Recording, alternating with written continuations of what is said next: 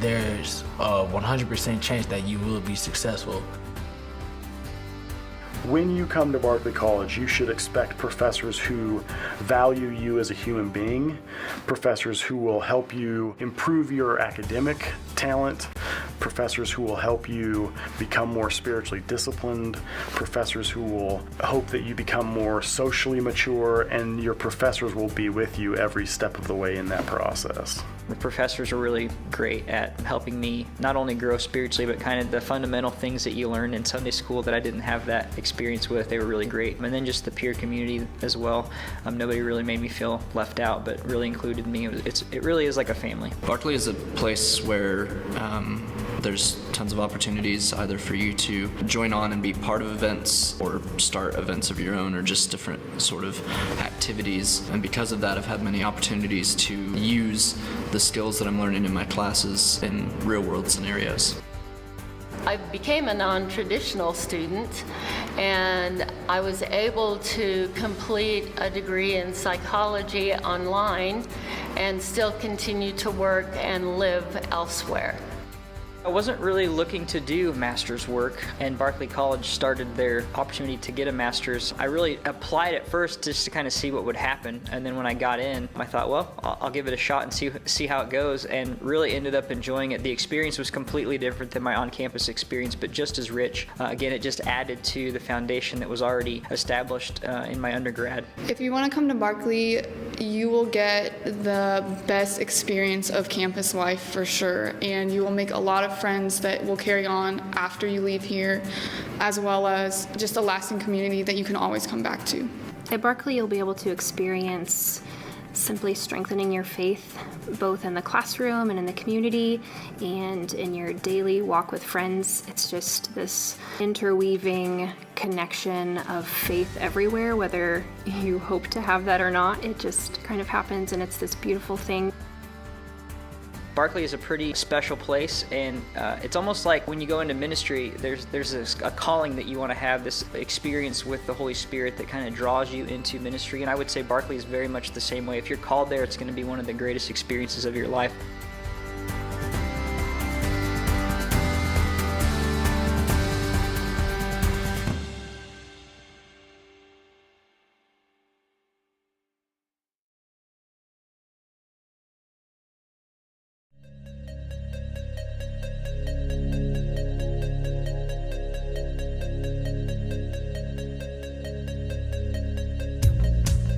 You should come to Barclay College. If you don't want to be in debt, it's tuition free, and the people here are really awesome. It's a really great community, and the professors are really friendly. They're just really involved in your life.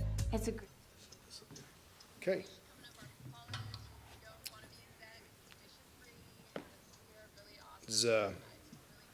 All right, we've had a jump. We're ready to go?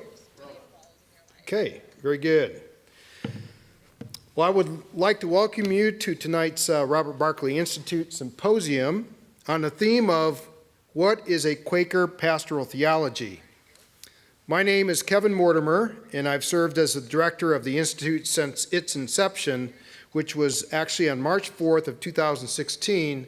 That's 5 years ago. The inaugural symposium was held 1 year later on March the 4th, 2017.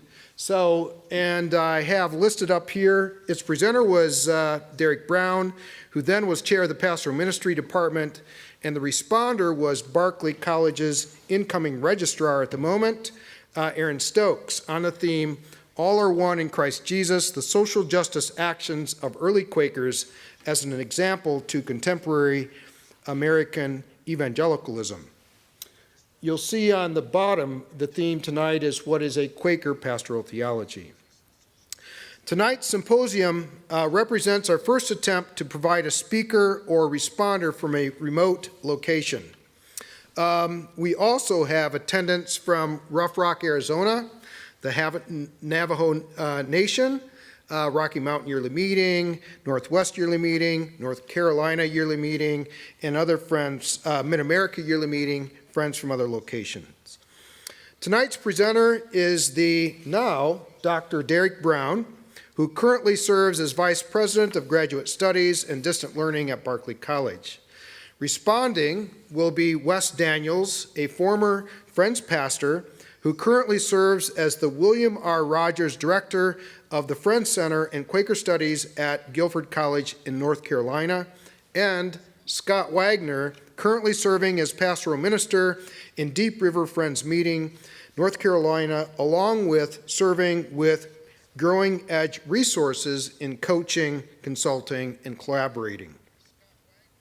The next slide is the purpose of the Robert Barclay Institute, which was a major part of its inception. The Institute calls 21st century friends to engage in innovative thinking, creative dialogue, academic research, and scholarly writing. It seeks to bring research and dialogue to the table where the unique contributions of each participant enrich the community. It is here that historic Quaker thought can begin to speak effectively in today's world. Next slide is the objectives of the Robert Barclay Institute. First is to research the early voice, the writings of our Quaker leaders. Secondly is to articulate ways the early Quaker movement speaks into today's culture. Thirdly is to reinvigorate evangelical expressions of historic Quaker faith and practice. Fourthly, connect contemporary social issues with evangelical Quaker faith and practice. And fifthly, nurture vocation and calling among evangelical Quaker Christians. Next slide. What is a symposium? It's a conference to discuss a particular subject, a collection of essays or papers on a particular subject by more than one contributor. The technique is it's a type of discussion where two or more speakers talk for 10 to 20 minutes. Tonight, our presenter, Derek Brown, will speak for 20 minutes, and then our responders, Wes and then Scott, will each speak for 10 minutes.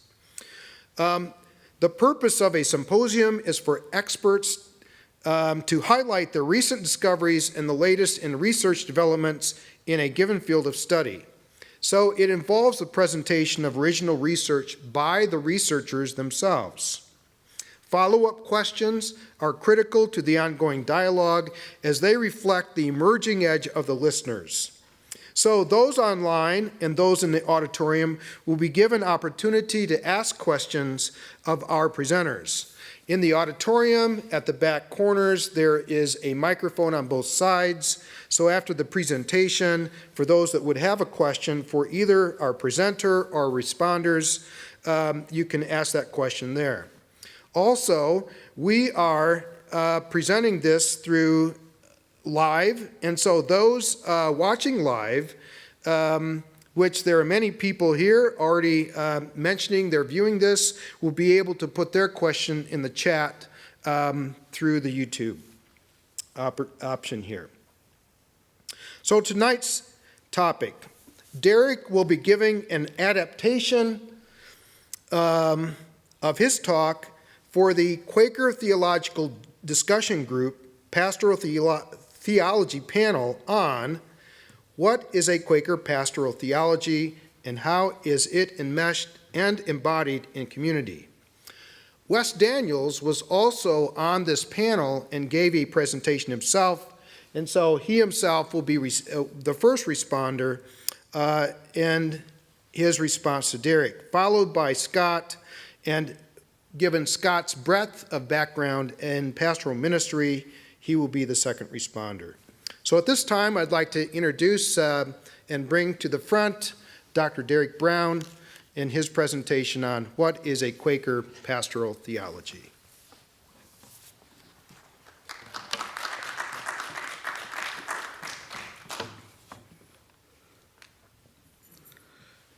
The title of my paper is Positioning Theory, a Social Psychological Approach to Exploring Quaker Pastoral Theology. If you could advance the slide. I want to begin with a quotation. Quote, "A friend's pastor is a captain of a sailboat who is tied to the bow of a ship. When the weather is nice and smooth sailing, the captain gets no credit, for he is lashed to the ship's bow. When a storm hits, the people flee below decks for safety, and the captain is left to be battered by the waves and rain. When the storm ends, the passengers come up and yell at the captain for not steering the ship better. End quote. Anonymous Friends Pastor. I have used this quotation, which I dug up from some of my old field notes, in previous conversations and presentations whenever I talk about Quaker pastoral ministry, for I feel there is no better encapsulation of the struggle endured by American Friends pastors due to the ambiguous expectations and role misunderstandings, especially concerning leadership and authority. While pastoral identity issues and role strain are not new phenomena for American clergy, I argue that the root cause for Friends pastors was the poor theological and ecclesiological integration of the pastoral role into the ethos of Quakerism. However, a recent review of this quote made me realize that my research approach contained a significant gap. I've been exploring different methodologies for better understanding the pastoral theology and praxis that existed. At the presentation that Kevin mentioned, I brought up another methodology, and here's a different one because I realized while I had focused primarily both objectively and confessionally from a meso perspective, meaning from the perspective of the church and of the yearly meeting at the organizational level, both in terms of theology and organizational theory, I failed to approach the phenomenon from a micro or social psychological perspective in the lived experience of individuals and shared experiences of faith communities, where a pastoral position described in that quote is negotiated through daily interaction rather than formal articulation. Thus, I'm cautiously proposing that positioning theory, a discursive analytical paradigm from the field of social psychology, is a method of analysis worthy of further exploration. Regarding its suitability and efficacy in Quaker pastoral theological research. So what is positioning theory? Positioning theory emerged from social psychology and is built upon role theory, or the idea that individual behavior in social interactions is governed by expectations related to social identity and the situation wherein the identity is expressed. Ram Harry, one of the earliest proponents of positioning theory, felt that role theory was too, quote, coarse-grained, end quote, to discern the nuances of concrete social interactions. Therefore, role theory relied too much on the abstract ideal understanding of people's positions and roles rather than the concrete reality of lived experience. Thus, as a response to this perceived shortcoming, positioning theory agreed that there are, quote, asymmetries in the resources for social action that are available to each individual in concrete circumstances, end quote, but that, quote, not everyone involved in a social episode has equal access to rights and duties to perform particular kinds of meaningful actions at that moment with those people, end quote. The first step in understanding positioning theory is to recognize the existence and prevalence of moral orders, or the expectations of appropriate behavior and the criteria with which to judge those actions. Quote, moral orders, end quote, can be understood as merely the reasonable expectations to do what is proper, or as the more complicated interplay of rights, obligations, and responsibilities. A person functions within this psychosocial framework of numerous overlapping, interconnecting, and at times conflicting moral orders, made all the more complicated if one concedes that every social structure also creates its own moral orders for those within. For example, if you are nearing 30 or even 40 years old, yet at family gatherings you are still considered the baby of the family, you are entering into the moral order of your family situation and thus are placed in that psychosocial dynamic. Positioning theory explores how people, organizations, or even societies ascribe to themselves or to others rights, duties, responsibilities, and attributes according to the demands of the situation and the prevailing moral order. We analyze this through the exploration and conceptualization and articulation of identity through meaningful communicative acts. In all communication, people take positions within social interactions in ways that give meanings to their actions, attitudes, and behaviors. One often does this unthinkingly and in response to shared cultural norms. These are our moral orders. However, the multiplicity of moral orders often makes the, quote, phenomenon of positioning both complex and ephemeral, end quote. Thus, positioning theory is, quote, concerned with the social and psychological processes by which local moral orders are collaboratively constructed and collectively upheld, and with the way the actions of participants are constrained to flow in accordance with the normative and moral systems. But I want to caution you not to think about this too hard, because it's actually quite simple to understand. For each of us right now are functioning within our positions in a created moral order. For example, in this current conversation, in this current situation, I am delivering a paper to you while you in the audience are sitting and listening. We are inhabiting our specific positions in response to our shared presumptive norms regarding the situation.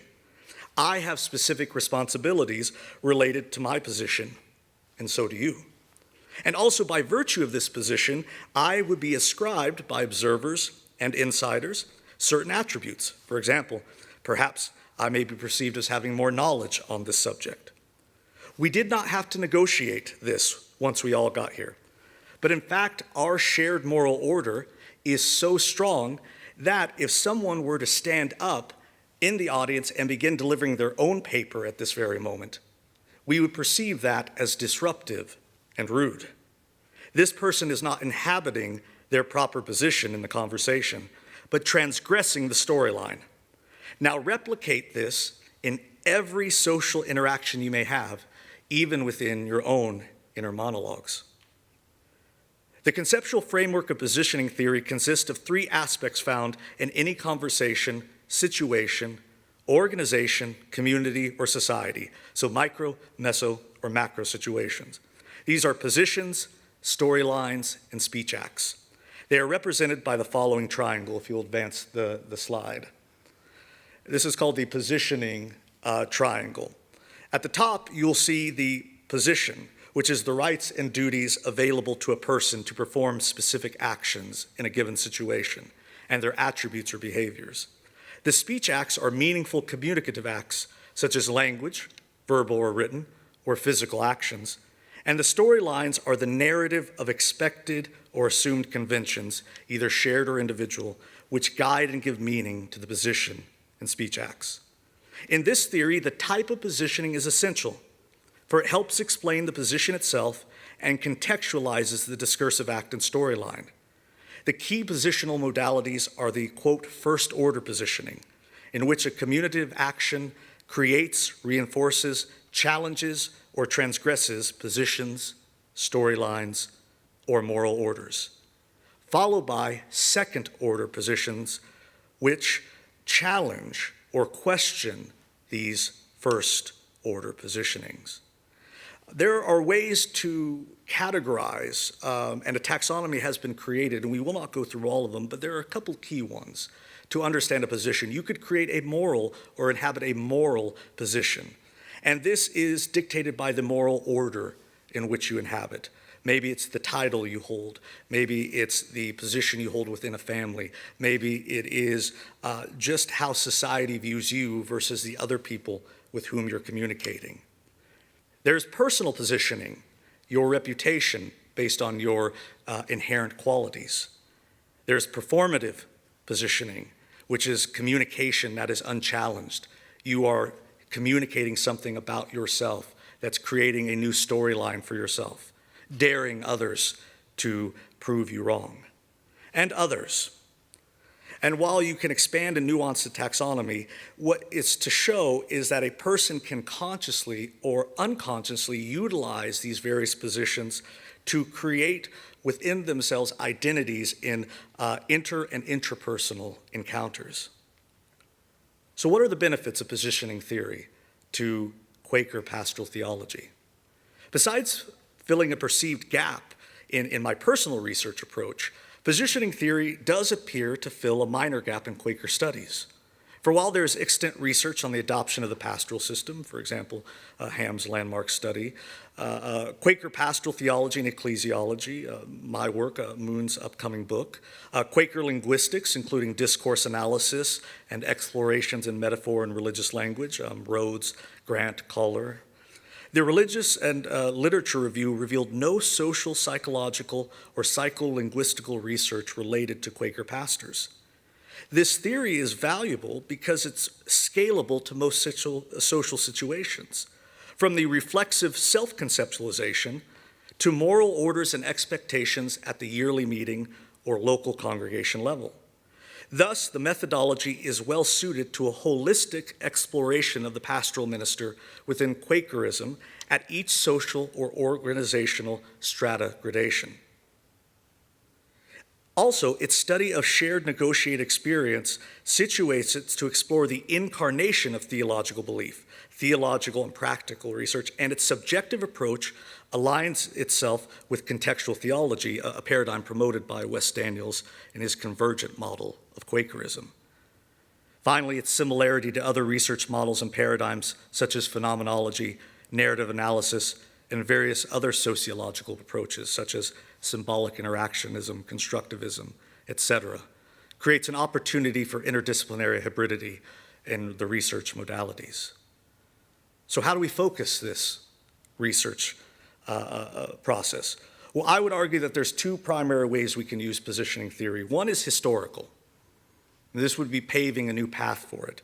That we would use it to explore the social encounters in the records and remembrances of both personal Quaker pastors in their autobiographies, memoirs, diaries, etc., and also through the organizational memories, through the yearly meeting minutes, through the other documentary evidence.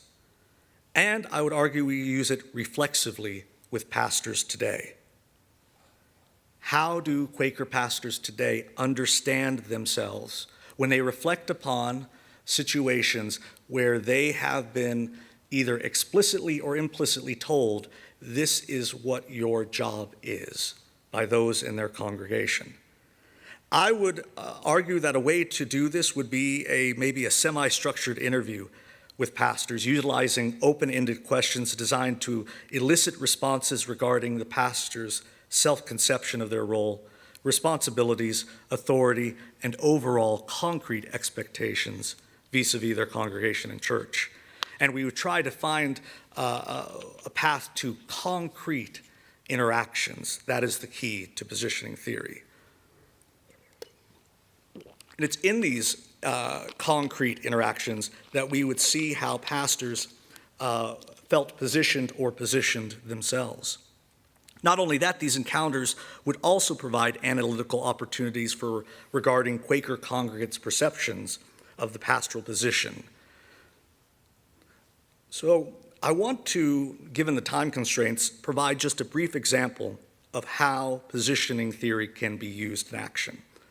It's a historical example, and I think it can show just how much richness positioning theory can bring to qualitative analysis. I want to use the example of a dinner party thrown in 1898 by Walter and Emma Malone.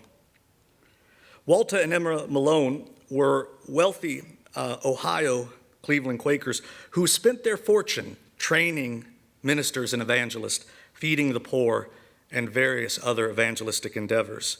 And the anecdote in question was given by Albert Russell, who was a professor of religion at Earlham, and he recounted this decades later. But he recounted this evening when he was invited over to a dinner party, and he dined with the Malones. And while historically uneventful, he did recall years later that while the Malones were gracious hosts, their frequent outburst in normal conversation, quote, "Praise the Lord, bless his name, hallelujah," were, quote, "novel and at times a little disconcerting," end quote. At first viewing, there appears to be some different interpretive approaches, but if we were to actually just put that conversation, that interaction into the positioning triangle, we would see some things if you would advance the slide. What we would see is that the storyline that is being transgressed involves the proper Quaker behavior of Quakers at the time. That is the moral order expressed in the storyline of this dinner. And that's more probably expressed than the other social mores being contravened. And we know this from other research that would triangulate this. Because we recognize, after further research, that the Malones adhered to a holiness theology, whereby they experienced baptism of the Holy Spirit and sanctification. Yet their identity and affiliation were still with the Quakers. Walter had not yet made the practical and symbolic break with liberal modernist Quakers, specifically by withdrawing from Rufus Jones and the American Friend to publish the Evangelical Friend. And thus at the time, at the very moment of the party, it is uncertain or not whether these religious outbursts and the theology and the religious experience underpinning them would be viewed as incompatible or in tension with the moral order of proper Quaker behavior. But regardless of the conscious awareness, I argue that this religious experience, along with other factors, put the Malones in situations of tension with the established moral orders of unprogrammed and even later programmed at times Orthodox Quakerism.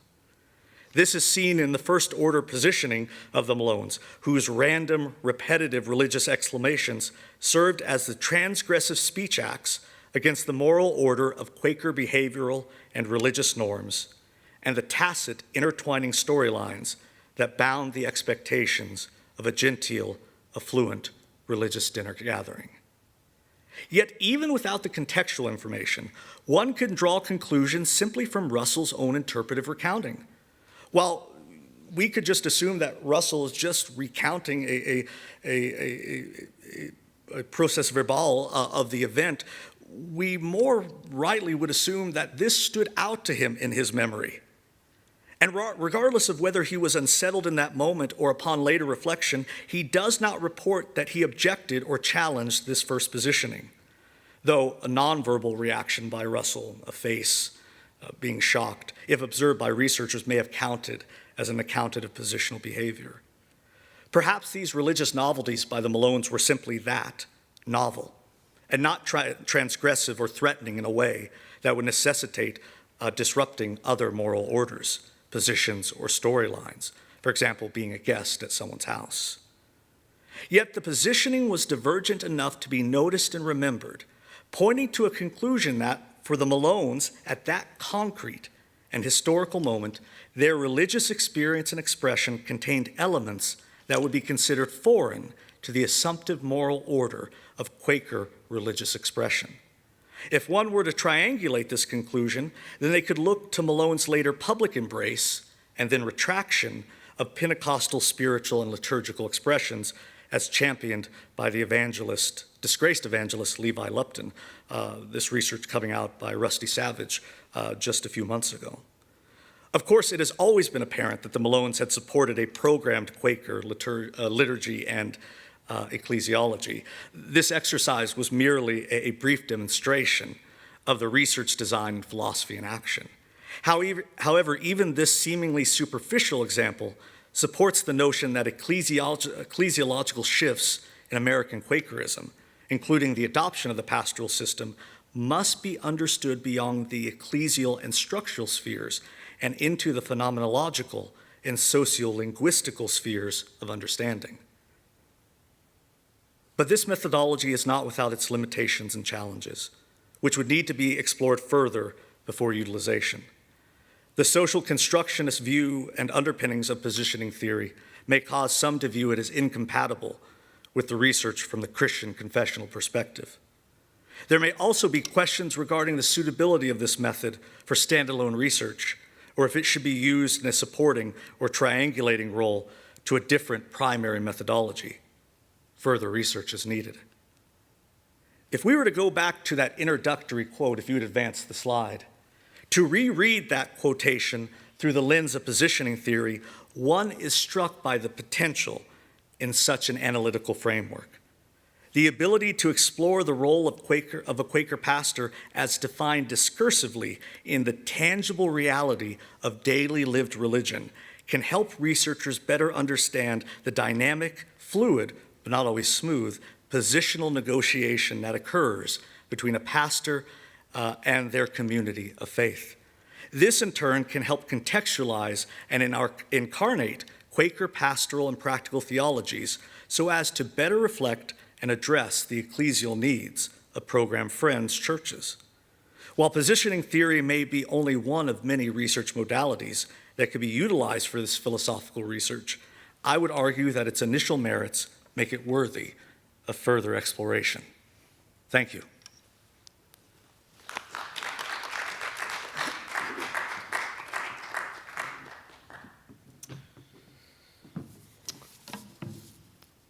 Well, if this is your first experience at a symposium of this nature, this is what happens ongoingly when we attend American Academy of Religion event of where you get the highest level of thought. So next, moving on, is the response to the concepts of the positioning theory, the looking at the psychological and social implications of the Quaker pastor. And so first of all, presenting will be Wess Daniels, who provides leadership at Guilford College. So Wess?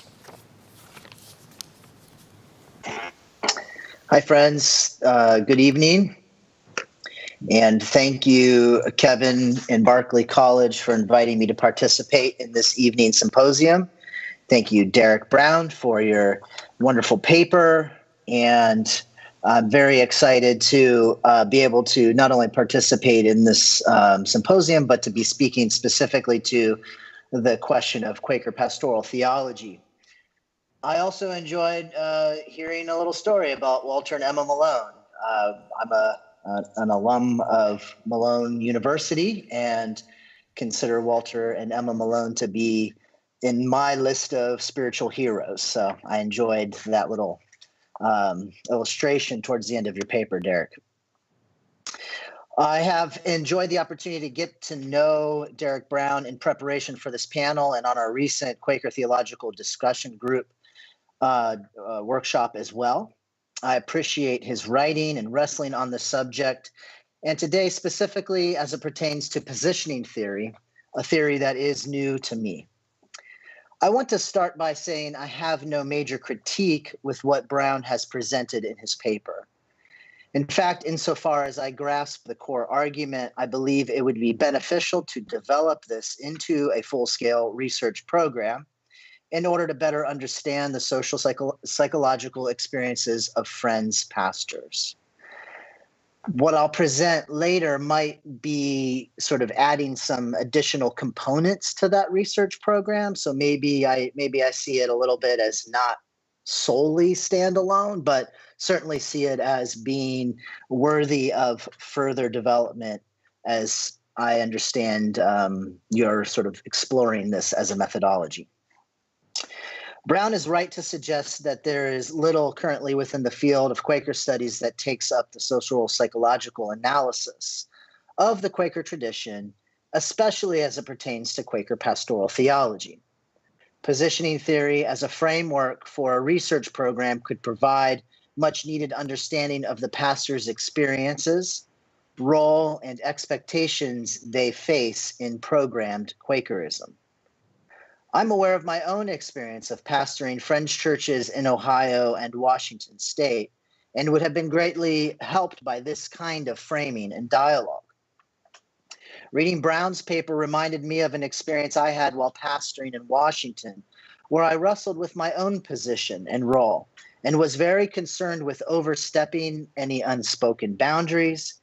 Meanwhile, in my own hesitation, I allowed for a gap in leadership to exist, because even though I was unsure about my role as pastor, those in my congregation already understood that role, accepted it, and had expectations around it. It wasn't until I realized this dynamic that I was able to accept that role that I was already filling and work from there. So it seems to me that even at a very simple illustration, positioning theory could have helped me as a pastor discover more of all that was sort of swirling around in our community.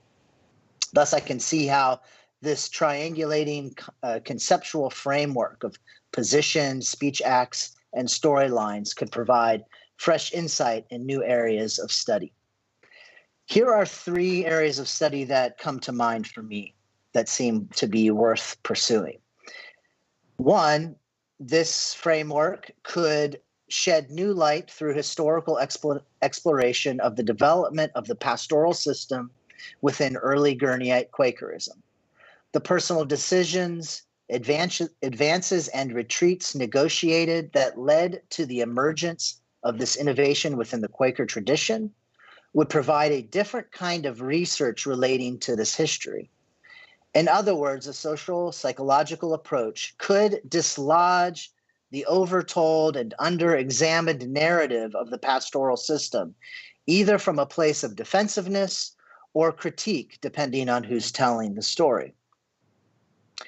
The contemporary second sort of option or idea, the contemporary impact of this kind of research could help friends understand the pastor and what is needed now when it comes to training new ministers. I can imagine a place like Barclay College, one that offers graduate degrees in pastoral ministries, benefiting greatly from a project like this in terms of understanding what kinds of practices, skills, and even dispositions does a pastor going into a Quaker meeting need to have.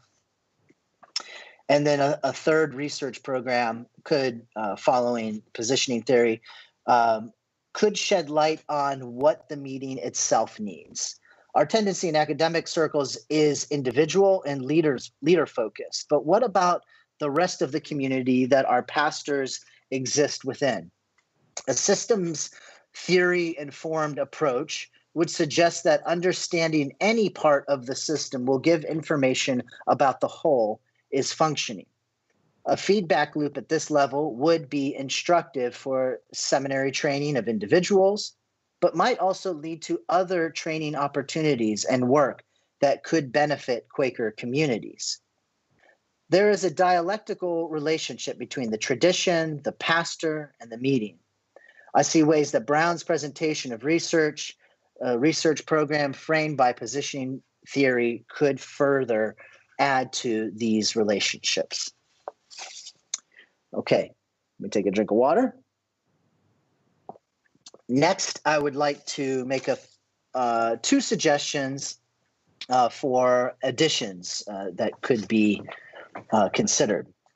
These are friendly suggestions that might be seen as adding on to Brown's program, or perhaps they are different phases of a larger research program that could aid in the process of developing a more robust Quaker pastoral theology for guiding our communities in the face of what Wes Howard Brooke calls the religion of empire. First, friends need a way of developing pastors who see themselves as apprentices of the Quaker tradition.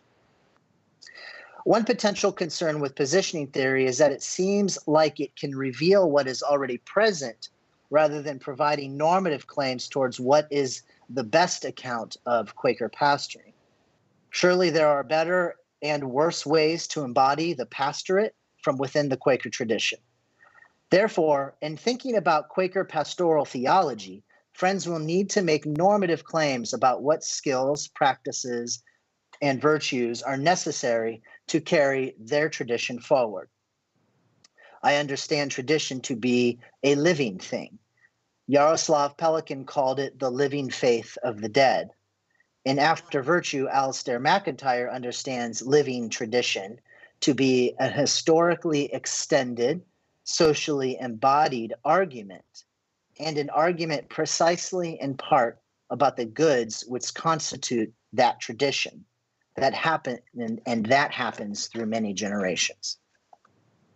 My suggestion then is to develop and train ministers explicitly as apprentices within the Quaker tradition, however that is interpreted from within the sub-traditions being represented, and use that as a baseline for further dialogue in later stages of research. Now, an apprentice to a tradition, according to McIntyre, is one who shares in the contingencies of its history, understanding its story as one's own, and finding a place for oneself as a character in the enacted dramatic narrative, which is that story so far. That's from Three Rival Versions. Therefore, I would like to see a research program rooted in positioning theory that could be done in service to the further development of the Quaker tradition, helping identify the needs, skills, practices, and differences in pastors and congregations that see themselves as Quaker apprentices and those who have eschewed the Quaker tradition. Number 2, there is a need for a Quaker pastoral theology that is rooted in contextual theology approaches. One last piece, and Brown hinted at this in his paper, for a stronger Quaker pastoral theology, friends must be able to root that theology in the context of our time, drawing on sources of community, the Holy Spirit, text and tradition, and our current context. For a beginning point, let me suggest that friends take seriously the audit from the Institute for Policy Studies and the Poor People's Campaign, which they call the 5 interlocking evils of systemic racism, poverty and inequality, war economy and militarism, ecological devastation, and the distorted moral narrative of Christian nationalism. Not only does this report go in depth in terms of how each of these evils are, or what they each look like in regards to Christian theology, but it names a very real and current context that Quaker pastors are doing ministry within. Perhaps this adds another layer or phase to the research program. Not only do researchers need to understand the roles, expectations, and identity of the pastor and congregation, and not only should these conversations be rooted in a meta-narrative around apprenticeship and the ongoing historical arguments of the Quaker tradition, but it investigates the current cultural context and how this impacts Quakers and Quaker meetings, the communities that these meetings are located in, and the individuals within these meetings. Brown's research program is essential for understanding the expectations and roles that Quaker pastors experience within their context. And I hope that my suggestions around the tradition and context of Quakerism today could help broaden the scope of what is possible from within that project. Thank you, friends. Thank you, Wes, for your insightful response. And our final presenter is Scott Wagoner from Deep River Friends. So, Scott. Thank you, friends. Great to be with you all. Thank you for inviting me to be part of such a illustrious group. I'm just honored to be in this experience with Derek, Kevin, and Wes. So thank you to Barclay College as well. So I first want to thank Derek for lifting up what is often the most challenging part of pastoral ministry, that of managing the ambiguous and diverse expectations placed upon the pastoral minister. In his paper, Derek identifies the struggle as that of ambiguous expectations and role understanding, end quote, around the areas of leadership and authority. I would agree, but also add that the struggle also often exists due to the lack of validation of presence. In other words, the Quaker pastoral minister in some circles is often seen as an aberration of true Quakerism and often at best tolerated and at worst disowned, sometimes in an emotional and theological sense. The Quaker pastoral minister, not only do they struggle with the ambiguous and diverse expectations within a Quaker meeting, they also may spend a good amount of time simply having to justify and validate their existence. This experience of feeling invalidated certainly can stem from having no theological or ecclesiological framework from which to help define their calling. You often have to do theology without really letting folks know you're doing theology, lest you be accused of this. Also goes for doing good ecclesiology. Doing ecclesiology for some Quakers smacks too much of dabbling in doctrine that might eventually become fixed, rigid, and creedal. So consequently, the Quaker pastoral minister is often left without any substantial guiding framework to help them get clarity around expectations, as well as understand contextually the issues of leadership and authority. So at the risk of using an overused metaphor, Quaker pastoral ministry often feels like flying the plane while you're building it. Everything is always in process. And the nature of Quaker pastoral ministry always feels a bit unfinished and undefined. But yet we're still expected to get our pastoral ministry off the ground, carry the meeting we're serving to new heights of fruitfulness and faithfulness while we soar with the Spirit. So this is why I feel Derek's proposal of employing positioning theory as a way of doing Quaker pastoral theological research has merit. I've always felt and stated that congregations are more than spiritual realities. They are also sociological realities. And positioning theory offers a, quote, social, psychological, end quote, perspective that, according to Derek, takes into consideration the lived experience of individuals and shared experiences of faith communities. And that in and of itself is a sentence that I stayed with throughout his whole paper. Lived experience of individuals and shared experiences of faith communities. So as I understand it, positioning theory explores how a person functions within their context in light of how they understand their responsibilities. And this understanding shows up in how they communicate and act in conjunction with the ongoing storyline. So it is this last aspect that of narrative that I want to spend the rest of my time on. So I'm presently in my 36th year of Quaker pastoral ministry. I am presently serving a meeting in North Carolina, and I am in my 19th year serving as pastoral minister of Deep River Prince Meeting. Just the last few years, I've started to pay more attention to the power of narrative. I often say to the meeting I serve, every morning you wake up, there are multiple narratives that are vying for your attention and allegiance. These narratives you choose to live by are going to be what forms and shapes who you become. So choose your narrative wisely. I would say the same thing about pastoral ministry. As pastoral ministers, there are narratives vying for our attention and allegiance. In a sense, we are hungry for a story to form and shape how we offer to do ministry. And I would like to suggest three that can offer a framework and structure for Quaker pastoral ministers to function as they position themselves through their actions. First, there's the biblical narrative. This is the great story of God from beginning to end. It is the story we proclaim, the one we invite everyone else to participate in because it can give meaning and purpose. God's larger story can elevate our own personal stories and frame our lives within a larger transcendent purpose. As God shapes and forms creation, our own lives are shaped and formed by God's. Second, there is the Quaker narrative. It is the witness and stories of early and present day friends that help to give shape and form to our actions as pastoral ministers. It is these living stories that give meaning to our own Quaker vocabulary, like vocal ministry, or elders, or clearness committee, or leadings, or carry-in dinners. Well, maybe not carry-in dinners, but at least all the other ones. This Quaker narrative is a living tradition that can both inform and form my own pastoral work as I seek to help folks find their place and calling within this larger Quaker narrative. And then third, there is the congregational narrative.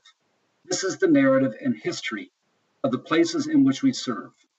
When we arrive, and when I arrive at a local meeting, there is a history that's happened long before we arrive. And there's going to be a future that will go on long beyond, way beyond our tenures. For however long God calls us, we stand and serve in that middle space between history and the future. And we do what we can to carry the local narrative forward in a flourishing way. For that reason, knowing the narrative is key. Eugene Peterson put it this way in an interview with the Christian Century magazine back in 2002, and his words deeply resonate with me. He said, quote, I often use the word story or narrative as a way of understanding pastoral life. The pastoral life is best lived when it is experienced as participation in an unfolding narrative. You can't do the discerning or the criticizing from a standpoint outside the narrative that is the life of the congregation. It has got to be done from within the story. The pastor must understand himself or herself to be one of the people there. And I would suggest that it is this participating in the unfolding narrative that informs my speech and actions, as well as provides discernment on how I position myself within the meeting. This unfolding narrative is a coming together of the biblical, Quaker, and local congregational narratives. Now, how I discern it and understand it ends up becoming my Quaker. In this way, my Quaker pastoral theology becomes one, to borrow another, continuing revelation. My understanding of God and faith in connection with my pastoral calling is continually being revealed to me as I engage the biblical, Quaker, and local congregational narrative. And this can only be done when you participate with those you serve rather than pontificate pastorally from a distance. Again, I'll read Shara Peterson's quote because it means, I think, so much in this context. The pastoral life is best lived when it is experienced as participation in an unfolding narrative. You can't do the discerning or the criticizing from a standpoint outside the narrative that is the life of the congregation. It has got to be done from within the story. The pastor must understand himself or herself to be one of the people there. Since the start of the pandemic, I'm participating with the faith community as we see God rather than pontificating about God and community and what it means. My understanding of God and pastoral work has been deepened by this participation, as well as opening myself to these narratives in a new way. Last year, I've preached, taught, prayed, and led worship through various mediums like Zoom and Facebook Live. I watched a member's child while the mother had gallbladder surgery and babysat with him at the house. I drove a member to see his dying wife in an assisted living center approximately 50 miles away. We've even perfected the art of physically distanced baby dedications during our outreach worship. And this week I sat with an elderly member who knows that she only has about 2 to 3 weeks to live. And in between all of this, I attend meetings in which we wrestle with Quaker process and discernment and decisions that need to be made as we discern the sense of the meeting. All of this is done within the narrative of the meeting I serve, as we pay attention also to the biblical narrative and the Quaker narrative. I think Quaker pastoral ministry does occupy a position within the Friends meeting, and that positioning does involve issues of leadership and authority. Certainly, how we understand leadership and authority determines our speech and our acts. It's been my experience, and I would suggest the narrative piece is key to this understanding, and it is, to use Derek's phrase, negotiated through daily interaction. And I would add with the biblical narrative, the Quaker narrative, and the local congregational narrative. So in closing, I would add that if the pandemic has shown us anything, it's reminded us that life is always changing, and often our best creativity arises out of chaos. For that reason, I think Quaker pastoral theology can never become a fixed point, but rather it is an ongoing dialogue with God, the congregation, and the call that is deep within our soul. Sometimes this feels clear and integrated, and other times it feels chaotic and messy. But through it all, we're invited to trust that the one who speaks to our conditions will also speak to the conditions of the local meeting. And just maybe in the end, exploring Quaker pastoral theology is the best way to describe it, because in exploration, you're always discovering new frontiers, experiences, and looking beyond where you presently exist. Maybe if we keep on exploring, there'll be so much spiritual adventure in pastoral ministry, we'll not have to worry as much about explaining it. But in explaining, the wonder and mystery is sometimes removed, and all you're left with is the basic parts you can control. So in the end, the adventure of Quaker pastoral ministry will speak for itself, because letting our lives speak often ends up being the best theology. Thank you, friends. Well, thank you, Scott. Thank you, Wes, for your amazing responses. And so at this time, if any of you have any questions, either to put in the chat or to speak from the microphone from the back, I'm going to invite you to take that opportunity. And while you're processing what you might ask from the things that you received, I'm going to invite Derek to come forward and to respond to a couple things. One thing from Wes and one thing from Scott. So, Derek, would you come forward, and as any of you would have some questions for Derek, Scott, or Wes, I invite you to formulate those.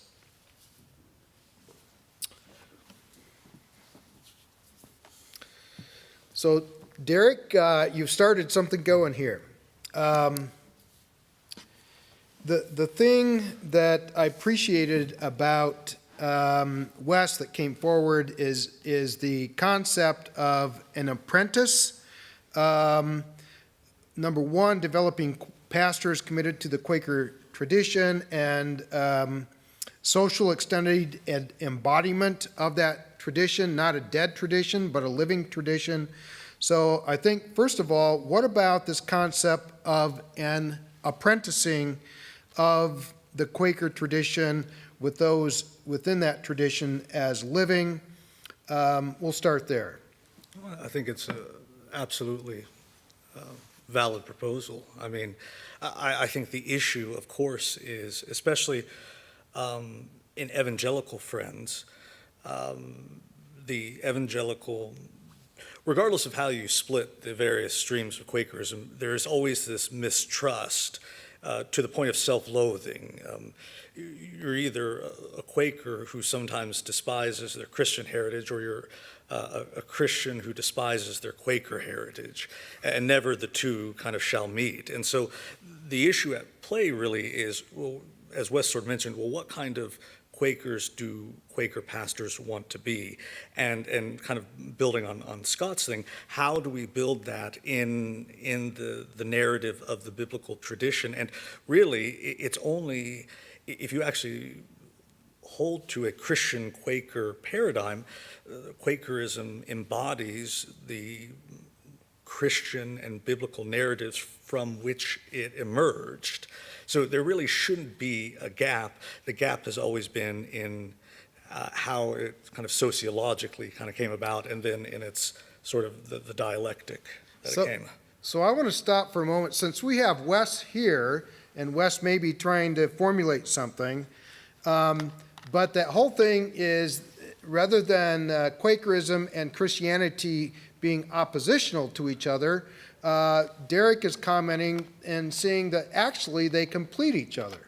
Would you, I hope I haven't spoken too far from what, Derek, you said.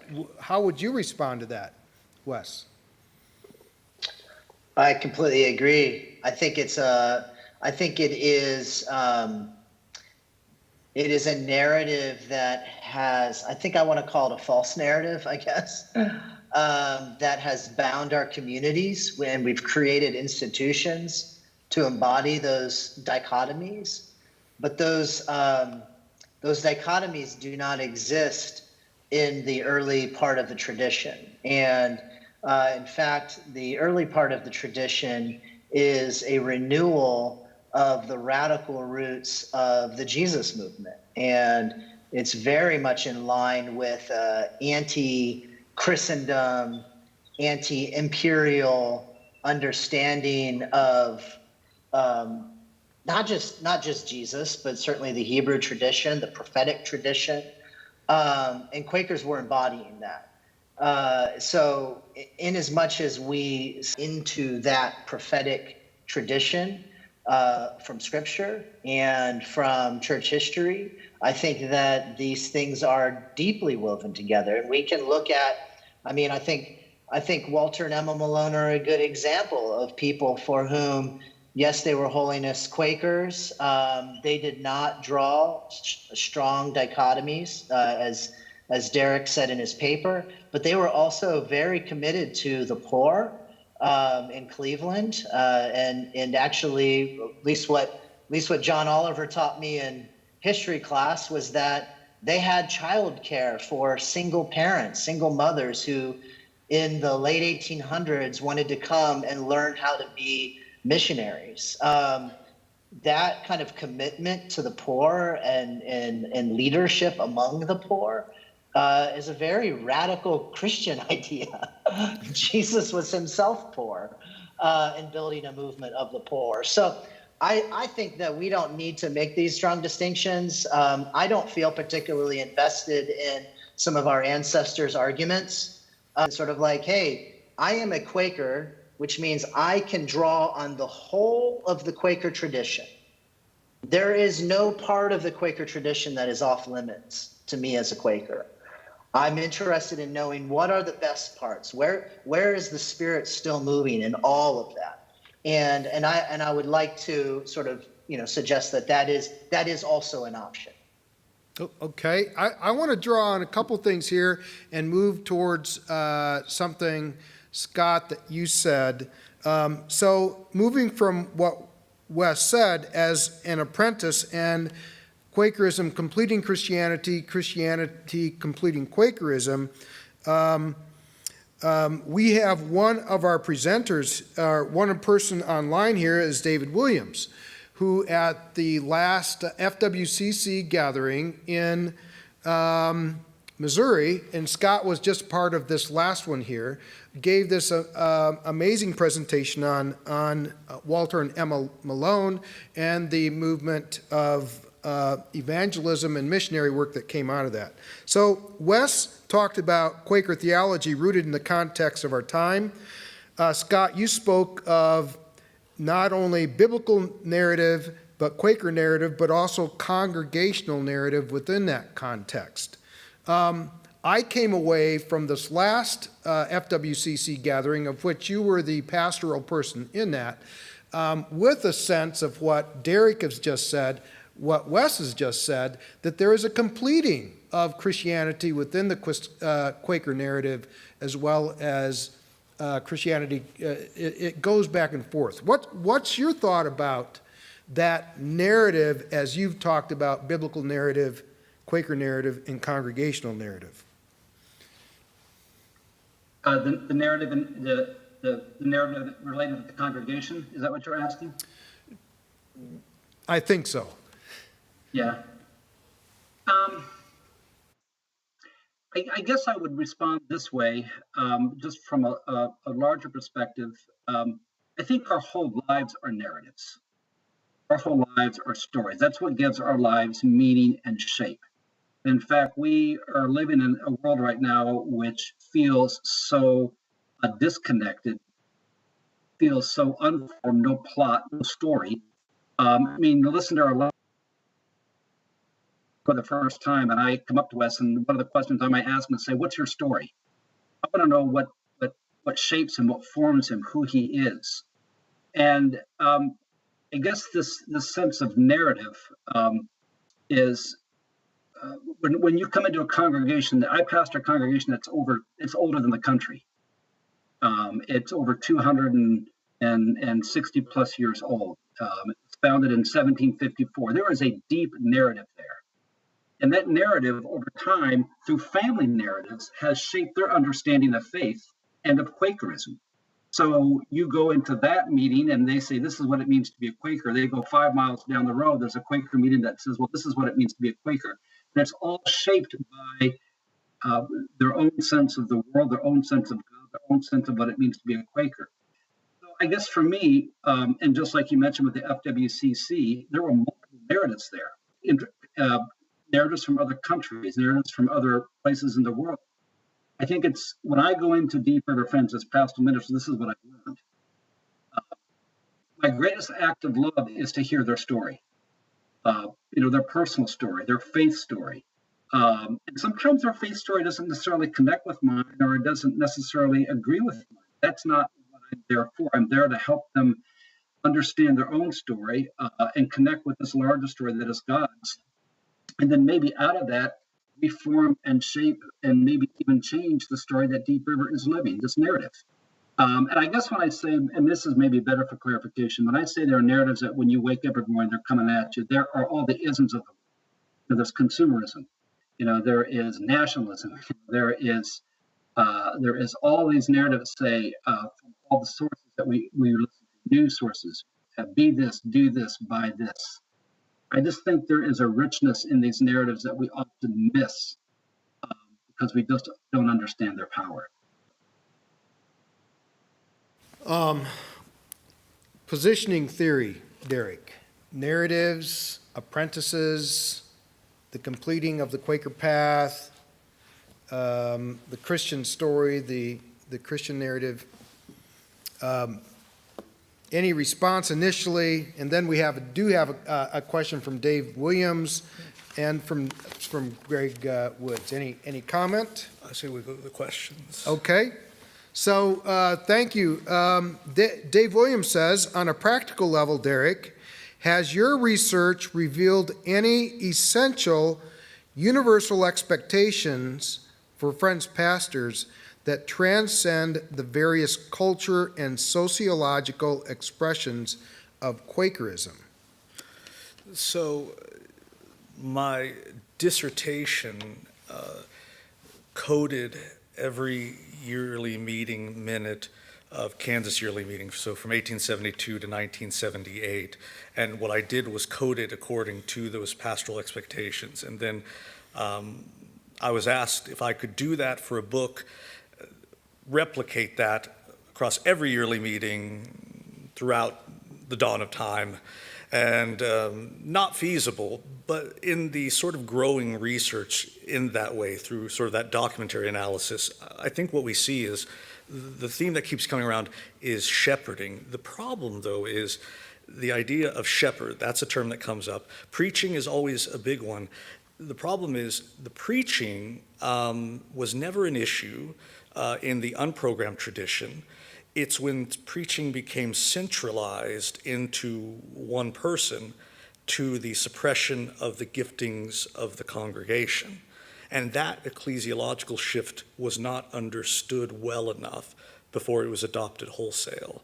And when you don't understand that, then it makes sense then that there would be this initial resentment to a pastor with whom even the recorded ministers and then the elders, we see the role of the elders begin diminishing as well, to where there is shepherding becomes less of a spiritual guidance and more of an authoritarian position, but never even holistically or consistently across the way. As a researcher, not that you want to see authoritarianism, but if there's consistent authoritarianism, that at least gives you a conceptual framework to fight against. We don't even have that. There is such inconsistencies across the yearly meetings, across the decades, that it's really hard to find a transcendent culture or a transcendent ecclesiology of American programmed Friends. Wow. So this whole thing of authority and at what level does it function with the Quaker pastor, which Dave's question, on a practical level, has your research revealed any essential universal expectations for Friends pastors that transcend the various cultural and sociological expressions? I will say this, across every American yearly meeting, the expectation that a pastor be on the committees, not a lack of a better term, a voting member, but a member. They have to attend. They better be there. Scott, you're smiling, is that right? Don't speak at the meetings. You got to be at those meetings. committee meetings. Every faith and practice, that is the consistent thing, which we're in trouble. That's the thing we agree upon. Yeah, especially pastors with families. It means two different things. I think there's Christians who can say they're non-creedal, and I think there are those who are even those who are maybe non-theist or theist who say they're non-creedal, and the term perhaps is a bit ambiguous for me to even comment on, if that makes sense. Okay. So. Is there anyone you'd like to have comment? Whoever is brave enough. I think Wes should, because I think he knows the questioner. Okay. Do you want Wes? You're muted. You'll have to unmute Wes. Oh, yeah, we've only been doing this for a year. Maybe in another year I'll figure out that I have to unmute myself first. But so part of the issue, or that I think the way that I would want to respond to Greg is this is about I think it is about the way that a pastor functions in the congregation. So I have a friend who says that she thinks that Quaker pastors are less like shepherds and more like sheepdog. So a kind of coming around the edges. And so if I think about, I mean, I know Greg, and I think he is thinking of early Quakerism, non-creedalism, in the sense of early Quakers not having creeds, but in sense having queries, having an exploratory faith. Pastors can create a container in which it is safe for everyone to explore their faith, their relationship with God, their relationship with the Holy Spirit. That is a different sort of positioning within the community than I am the conduit through which God speaks. I am the authority and the mediator. If I become someone who kind of works the edges, who protects the process, who makes sure that everyone has all they need to do discernment well, individually and as a community, then I can trust that because of 350 years of tradition, I can trust that there will be a deepening of those spiritual resources and the spiritual biography by doing that. So to me, I think about it in terms of a participatory leadership rather than kind of an authoritarian leadership or something like that. So I think Scott was the one who was quoting Peterson as saying you're participating inside the narrative rather than, a short story is when I was pastoring. I was early in pastoring, and I was in a business meeting, and we were having our monthly meeting for business, and it occurred to me that I could speak after each person had something, and I really could sway the ship in one direction or the other. People would listen to what I had to say, but that wasn't my role in that space. I was a participant in the business meeting along with everyone else. I was a part of that same story, listening for what God was leading us to do. And so I needed to step back and have a more participatory, make sure that everyone who needed to share had the space to share and didn't feel like they had to look at me to make sure they were saying the right thing or I was going to shut them down or something like that. So I think that's part of how I would think about how do we create a container where exploration can happen, where, sort of embracing queries as a structure rather than statements. Okay. Do you want to say anything to that? No, it's good. All right. It's good. Scott, you want to add anything? I just want to go just very quickly back to the conversation about authority, if I could, because just something that I shared this with a group of pastors. I host 2 Zoom calls every week on a Wednesday and Thursday at 11 a.m. and have pastors, and we just have conversations around life and faith in our work. And I brought up this idea of leadership and authority today. And as I've been processing it today, and this may take a little bit of a different track than maybe what Wes was referring to, I don't know. But if I were to think of healthy authority in a friend's meeting today, I would look at the term weighty friend. And one of the things that I realized today is there's 2 kinds of authority. There's positional authority. I have authority because I have the position, I have the title. That will get you some traction very early, but it won't get you far. But then I realized there's presence authority. You have a certain authority because of the presence you bring to the space. And that often, in my estimation, is a spiritual presence that has love and compassion and respect and honor and all the Quaker testimonies around it. And to Wes's point, it's very participatory. But I think presence authority ends up being that sort of a person who is a weighty friend, who doesn't always have to be an older friend, but can be a friend who brings himself to that place centered, spiritually alive, and in attunement with the Holy Spirit. And people just seem to gravitate and look to them, not in dependence, in a dependent way, but in a way that they're seeking out discernment, and they know this person has good judgment. So I wouldn't necessarily throw, and I think out of that authority comes leadership. And so I think that those are two very important things I think friends need to wrestle with for the future.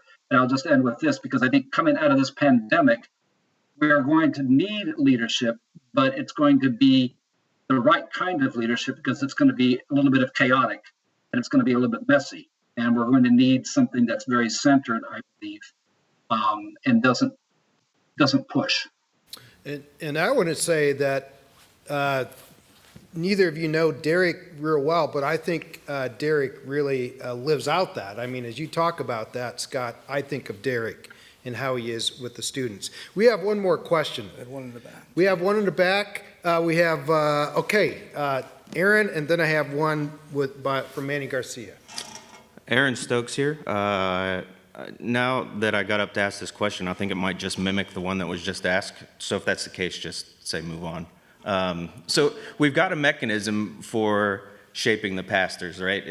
Derek can change his curriculum to reinforce what's being said here, but we don't necessarily have that mechanism for congregations. They're still going to go out there and face, a couple centuries of, Derek, what you referred to as the suppression of gifting in the congregation itself. And so how do we overcome that? Or is it just a matter of time? The congregations will eventually move to where the pastors move.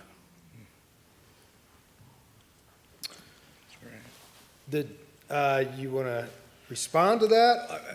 I mean, it's the perfect question, because yes, that's how it should. The perfect question was asked, because I remember saying, a yearly meeting superintendent asked me that, and the answer historically has been, well, we'll keep throwing good pastors into unhealthy churches, and at some point you clog up the machine gun with the bodies of these fallen pastors, and maybe something will change. But in actuality, you just hurt and harm and burn out these great pastors, because the system is often stronger in its embedded inequities and illnesses than the healthy, exuberant, and sometimes naive pastor coming in to do it. And so there has to be an intervention at the congregational level. What that looks like, I'm not sure, but absolutely. As much as Quakers, pastors becoming apprentices, there are a lot of Friends churches that don't understand their own heritage and history and purpose as well. And so that would go a long way. So Perfect question. That's an aberration of Quaker congregation, which I think is a confusion with the pastoral role. I want to get to this last question by Manny Garcia, because I think it actually ties into the perfect question.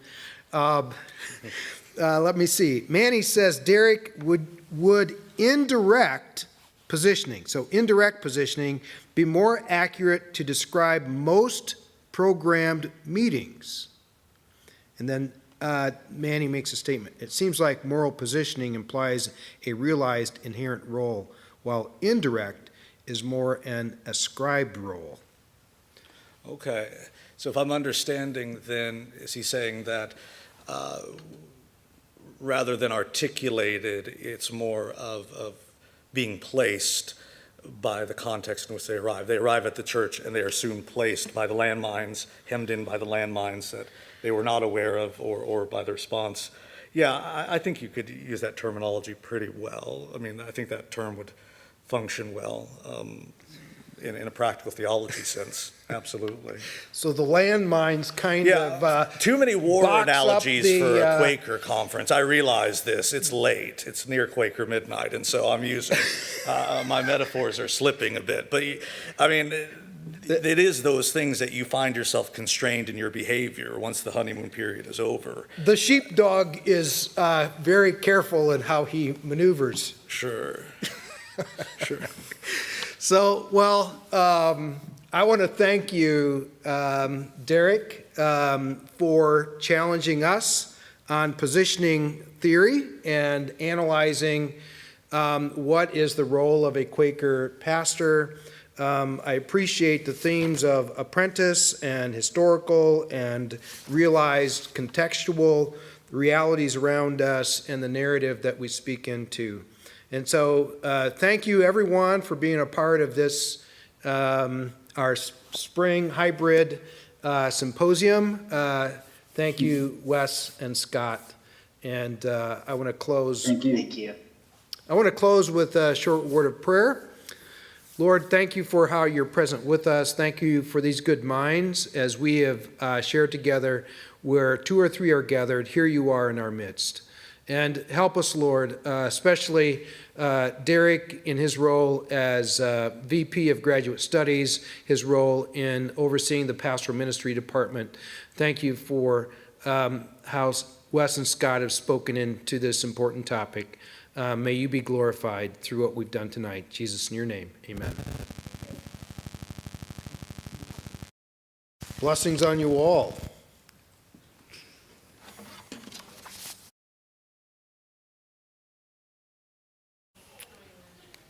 Okay, I'm looking forward to those write-ups on what you got from all this. Kia, you got a lot to write about? Barclay is definitely a journey. It's you finding God's call for your life and whatever path that he wants to lead you on to glorify his kingdom better. Barclay has a really good way of enveloping you into the whole community and then teaching you and helping you learn who you are and how to maintain spiritual disciplines that are all factors in finding your calling for God's life. The students that come in, you're just treated like family, and that's something that you don't find a lot of times at other universities or colleges. Often you'll see students and faculty members, administrators crossing campus saying hi to each other on a first-name basis. We are a family, and you will be known for who you are. If you come to Barclay, you will have a great relationship with the professors. They'll always be there to help you if you want to help yourself. But if you come to Barclay, there's a 100% chance that you will be successful. When you come to Barclay College, you should expect professors who value you as a human being, professors who will help you improve your academic talent, professors who will help you become more spiritually disciplined, professors who will hope that you become more socially mature, and your professors will be with you every step of the way in that process. The professors are really great at helping me not only grow spiritually, but kind of the fundamental things that you learn in Sunday school that I didn't have that experience with. They were really great. And then just the peer community as well. Nobody really made me feel left out, but really included me. It really is like a family. Barclay is a place where there's tons of opportunities either for you to join on and be part of events or start events of your own or just different sort of activities. And because of that, I've had many opportunities to use the skills that I'm learning in my classes in real-world scenarios. I became a non-traditional student, and I was able to complete a degree in psychology online and still continue to work and live elsewhere. I wasn't really looking to do master's work, and Barclay College started their opportunity to get a master's. I really applied at first just to kind of see what would happen, and then when I got in, I thought, well, I'll give it a shot and see how it goes, and really ended up enjoying it. The experience was completely different than my on-campus experience, but just as rich. Again, it just added to the foundation that was already established in my undergrad. If you want to come to Barclay, you will get the best experience of campus life for sure, and you will make a lot of friends that will carry on after you leave here, as well as just a lasting community that you can always come back to. At Barclay, you'll be able to experience simply strengthening your faith, both in the classroom and in the community and in your daily walk with friends. It's just this interweaving connection of faith everywhere, whether you hope to have that or not. It just kind of happens, and it's this beautiful thing. Barclay is a pretty special place, and it's almost like when you go into ministry, there's a calling that you want to have, this experience with the Holy Spirit that kind of draws you into ministry. And I would say Barclay is very much the same way. If you're called there, it's going to be one of the greatest experiences of your life.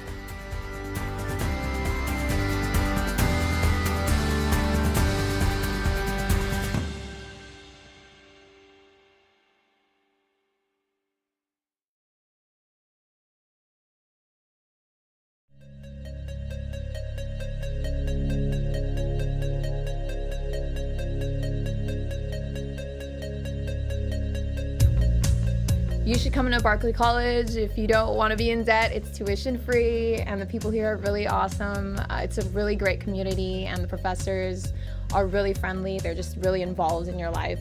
It's a great community and the teachers are very one-on-one with you and very easy to access. You should come to Barclay because you really are known here. Like, I know people from Barclay say that a lot, but I really do feel known by like my professors, by my friends here, and you begin to know yourself too and find out what you're passionate about, what you're good at, and what you want to do.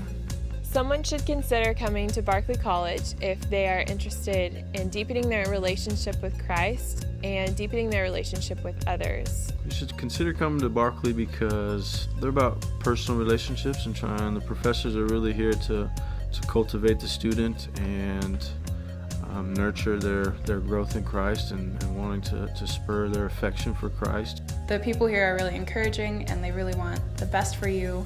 It's a place of community in a Christ-centered environment, and it's the most amazing place I have ever been in my entire life. Barclay and the town of Haviland is such a family-oriented place. Relationships with professors is amazing, and you're able to get connected with students and the community again. It's just such an amazing place to grow and be closer to God. You should definitely come to Barclay College to get to experience that community and to also get a degree that could help you in ministry if you are feeling called to be in ministry. Also, when you come to Barclay, if you let Him, God can transform you and